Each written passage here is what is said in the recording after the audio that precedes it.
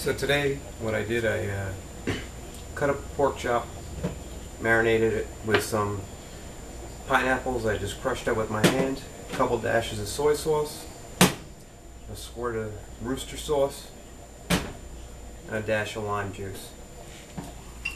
And we're cooking it up now.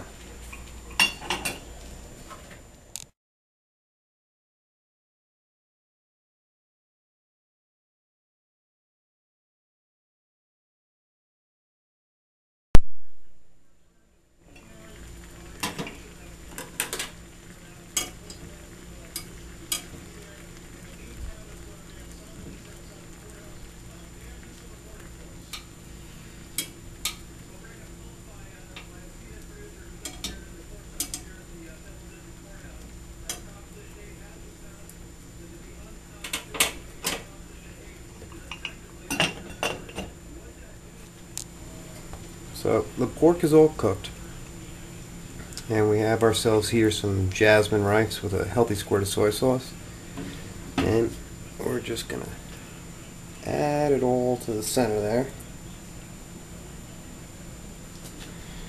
Now you have our pork, pineapple, and rice dish.